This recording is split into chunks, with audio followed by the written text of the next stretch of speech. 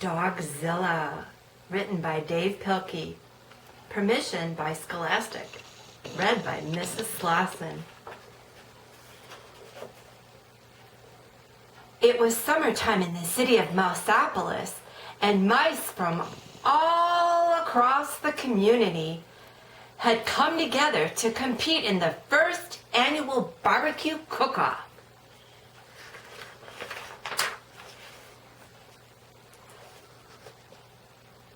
As the cook-off got underway, smoke from the grills lifted the irresistible scent of barbecue sauce over the rooftops of the city.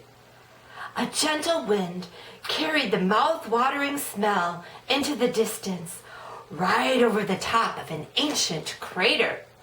Before long, a strange and mysterious sound was heard. Sniff, sniff, sniff, sniff.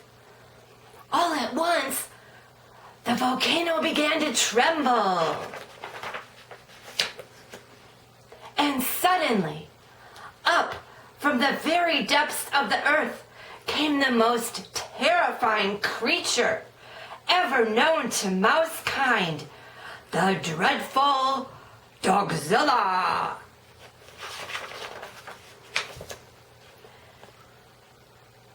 Immediately, soldiers were sent out to stop the mighty beast. The heroic troops were led by their brave commander, Officer the Big Cheese. "All right, you old flea bag," squeaked the Big Cheese. "Get those paws up in the air. You're coming with us." Without warning, the monstrous mutt breathed her horrible breath onto the mice.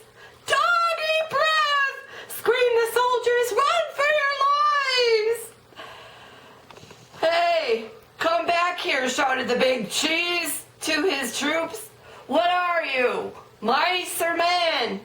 "We're mice!" they squeaked. Said the Big Cheese. "You're right. Wait for me." The colossal canine followed the soldiers back to Mouseopolis, licking up all the food in her path. Afterward, Dogzilla wandered through the city street, doing those things that come naturally to dogs. Dogzilla chased cars right off the freeway. Dogzilla chewed furniture and the furniture store as well. And Dogzilla dug up bones at the Museum of Natural History.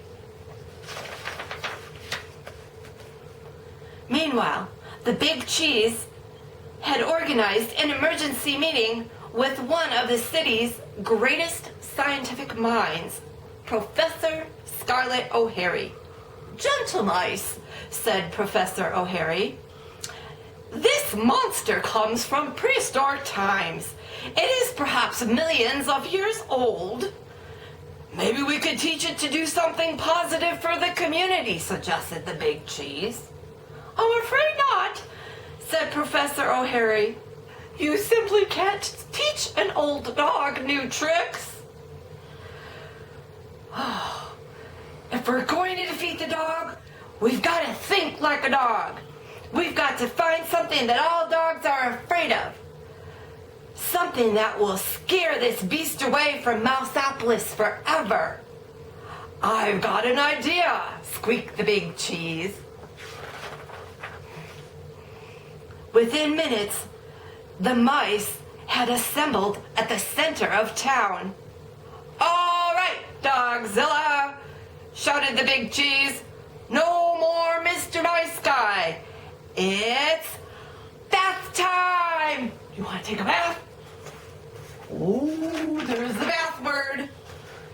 Suddenly, a blast of warm, sudsy water hit Dogzilla with tremendous force. The panicking Pooch let out a burst of hot, fiery breath, and and the chase was on.